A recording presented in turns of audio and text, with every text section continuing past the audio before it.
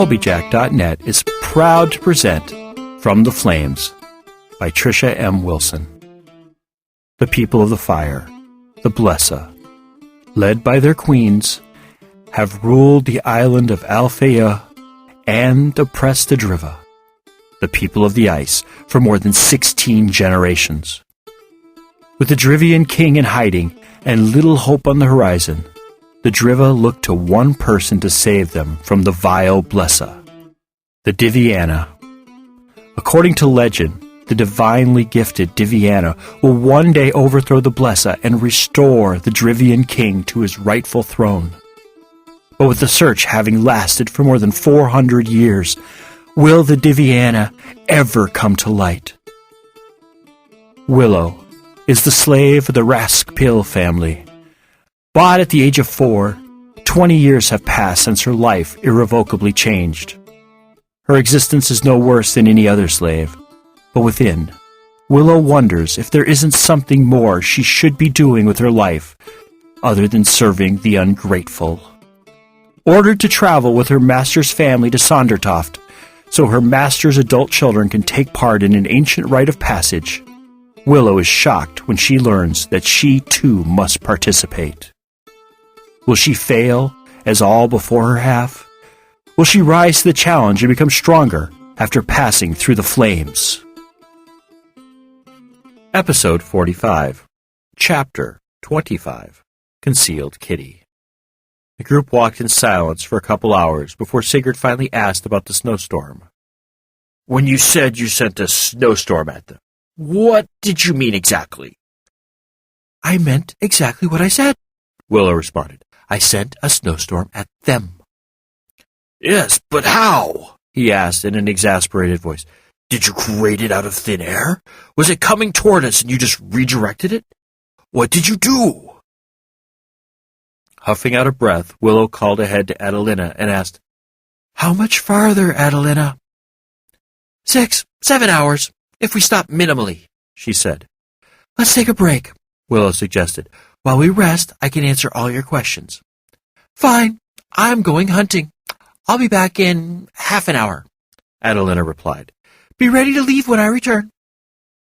As Adelina took off into the forest without a backward glance, Willow, Hawk, and Sigurd found comfortable places to sit and rest their tired feet. Pulling off a boot, Sigurd rubbed his foot, saying, "My feet are killing me. How long did the leopard say it would be until we got to town?" "That leopard, as you keep calling her, has the name of Adelina. I suggest you start using it if you don't want her to kill you in your sleep one night," Willow said, tired of his disrespect to their guide and newest friend. "Fine," he said with a grumble. "How long did Adelina say it would take?" 6 or 7 hours, Willow said, wondering how she'd make it. Her whole body ached, even worse now than it had before they'd started walking. The fall she'd taken had done a number on her. Willow tried to rub her back. Hawk saw her actions and asked, "What's wrong with your back?" "Hurts from my fall," Willow mumbled, before remembered she hadn't mentioned the fall to them. "What fall?" Hawk asked in an outraged voice. Grimacing at the answer, she said, "The one I took last night." A harsh expression on his face, Willow ordered in a low voice, "Explain." She contemplated lying, but from the look on Hawk's face, she knew she wouldn't get away with it. "Last night I went looking for the source of a noise I heard. When I found the source, Adelina, I became scared and started to run, and I ran right off a hill. I rolled a little and got banged up. But I'm okay for the most part." "If you're okay, then why are you rubbing your back?" "Because it hurt," she answered shortly. Getting to his feet, Hawk moved toward Willow and said, "Let me see." "What? No, I'm fine. I don't need you to look." Willow and Hawk glared at each other until Sigurd interrupted them. "If she doesn't want to show you, leave her be. Well, tell us about the snowstorm." Hawk shot a fierce look at Sigurd before sitting back down.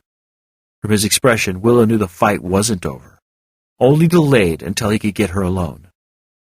Glad for the respite, she said, "I don't know exactly how I did it, but a passage in the Book of Ivy mentioned I could create anything my mind could imagine. Once I realized that the power had no constraints, as I learned when I made the ice key, I decided this would be the perfect opportunity to try it out on a larger scale. Define larger scale, Hawk asked with a little growl still in his voice. What I mean, Willow said in a short voice, not at all happy with Hawk's tone, is a larger scale. Anything I did would be larger than a key, wouldn't it? Stepping in before things got out of hand, Sigurd said, And what did you do? Willow appreciated Sigurd trying to stay on topic and gave him a small smile. I created a snowstorm. I thought it, pictured exactly what conditions I wanted, and then I told the storm where it should go. Where it should go? What do you mean? Hawk asked. I didn't want the storm to go wild and interfere with our journey toward Nor. So I told the storm to only be where those men were. If they try to move into the forest, the storm will follow. If they move along the path, either way, the storm will be there, slowing their progress. I also told the storm to continue assaulting them until we're on the ship and have sailed away. You can do all that, Sigurd asked in a voice full of amazement. What other abilities have you discovered since reading that book? It doesn't work that way, Willow said. The passages in the Book of Ivy come to me when I need them. I told you before, reading that book wasn't like reading any other book in the world. It didn't contain facts and lists of gifts I have. It imparted images and feelings. When I need a power or a spell, it'll come to my attention. Silence permeated the air as Hawk and Sigurd contemplated Willow's comments. Then out of the silence, Sigurd said, Are there limits to what you can create? I don't know, Willow responded honestly. Common sense tells me there must be, but until I come to that point, I don't have a concrete answer for you. As Sigurd opened his mouth, Adelina appeared with a hair in her mouth.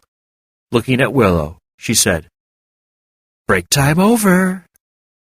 Come on, guys, time to get moving, Willow said, getting gingerly to her feet and watching the others follow suit. We're not getting any closer by sitting. Easy for Adelina to have so much energy, Sigurd grumbled. She's used to walking for hours on end. Get used to it, Hawk said. I sense a lot of walking in our future. Sigurd groaned in pain while Hawk laughed. During the next break, 3 hours later, Willow sat next to Adelina while she ate her hair. How often do you hunt? Willow asked. Whenever I get the chance, Adelina said. So we'll need to stop every day for you to hunt? No, Adelina said, surprising Willow. I can go days without eating, unlike a normal leopard. Whenever we get on land, I'll go hunting. But if it's not convenient for us to stop, my body doesn't need food.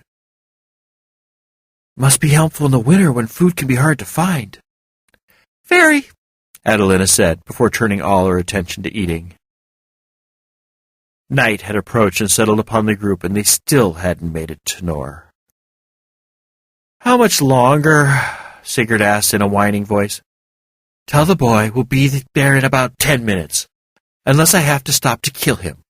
Then you, me, and the bird will be there in 11 minutes.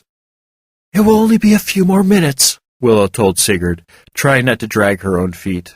Does the boy have to whine about everything? Val asked. Give him a break, Willow said. It's been a long day, and we're all on edge. Once we get safely on the ship and can sleep, we'll all be less cranky. Before he could respond, Adelina stopped walking and crouched down. Following her lead, Willow and the others hunkered down and looked in front of them. Just up ahead, about 10 to 15 feet, were the backsides of a line of buildings, businesses by the looks of it. How are we going to hide her? Hawk asked in a whisper, indicating Adelina. Even in the dark, someone's going to notice her. Before she could answer, 2 men, drunk by the way they were staggering about, stumbled out of the back of the nearest building. You hear about those men who came through here yesterday? The tall man asked his buddy. What man?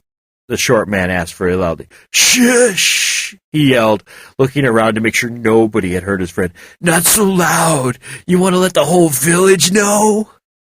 Sorry, the short man said, his voice going quieter. though loud enough for them to hear every word. "What's the big secret?" "Come over here," the tall man said, waving his hand toward the forest. They walked so close to where Willow and the others were hiding that she thought the men would see them. They were too drunk and engrossed in their conversation, however, to notice anyone or anything that wasn't in front of their faces. "Those men were from the Queen," the tall man said. "What Queen?" "Our Queen, Queen Silverland." "Oh yeah, that Queen. Why'd you send them here?" The tall man leaned even closer to his friend and said, "They got a tip saying some escaped prisoners were up here." "Escaped prisoners? Like murderers?" the short man asked, looking behind him, as if expecting the people in question to appear. "Worse. What's worse than murder?" "Okay, maybe not worse, but you'll never guess what they are wanted for. Treason and conspiracy to do something. Forgot what exactly they were conspiring to do, but it has to be something serious to have the Queen's men in Nor." "When did all this happen? How do you know about it? Usually the last to know anything." "Happened yesterday. I know because one of the men asked me if there'd been any visitors in town lately, and I remembered those three who were asking questions in the AMO Inn yesterday. Told them straight away about those three. I don't like the looks of them anyway, and the man was real excited. Said those must be the escapees and asked me if I knew where they'd gone." "And you said no, right?" the short man said, sounding excited and disappointed at the same time. "Wrong! I knew exactly where they went, 'cause I was sitting a few tables away from them at the inn. Once I heard old Christmar start to direct them along the path, I knew they were trying to get out of town fast. Gave the men better directions than what they'd have gotten from anyone else.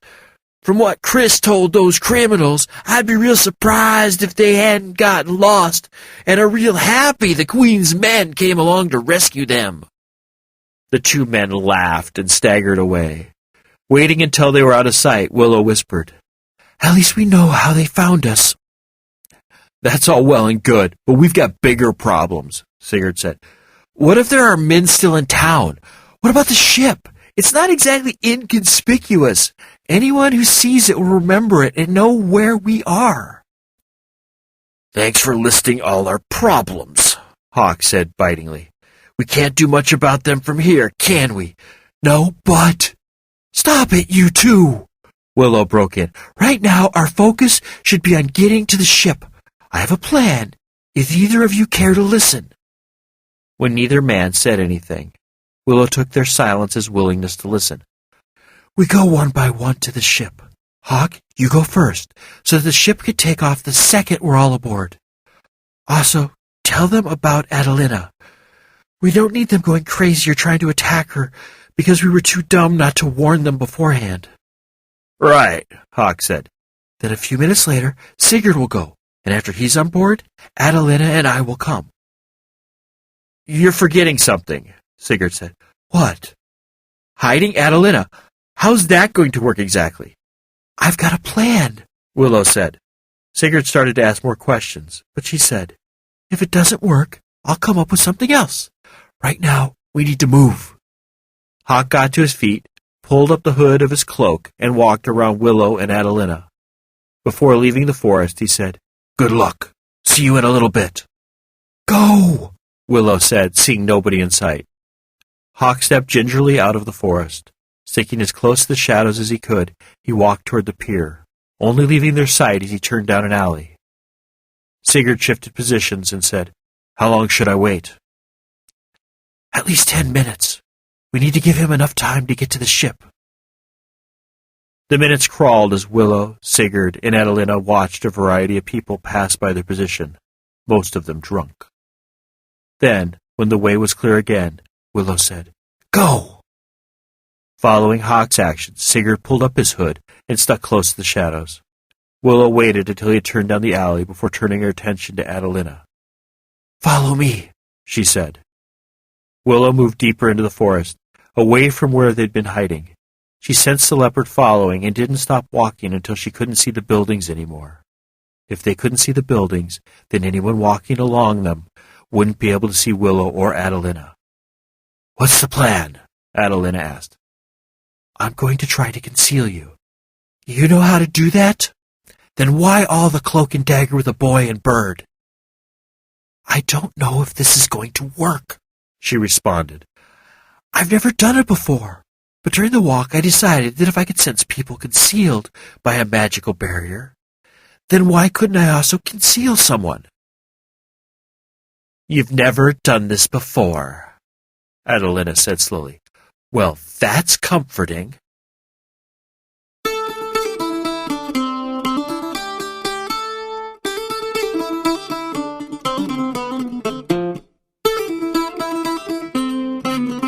You have been listening to From the Flames by Trisha M. Wilson.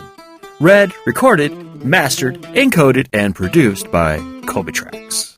This work is released under a Creative Commons 3.0 Attribution, Non-Commercial, Share-alike license. Do what you want with it, just don't try to profit from it. Heaven knows we can't. If you have any questions, comments, or rants you wish to share with us, we can be reached at Colbyjack.net. That's COLBYTRAX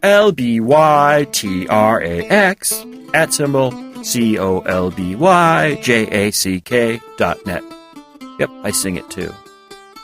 If you want to follow the exploits of Trisha in Twitterland, just search for Lady Trisha W on Twitter, or follow the ever-dashing, courageous, hardworking, intelligent, and immensely humble Colbyjack on the Twitters as well.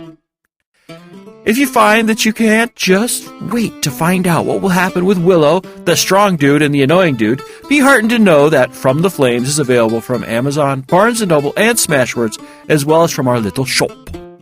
Didn't you know about our little shop?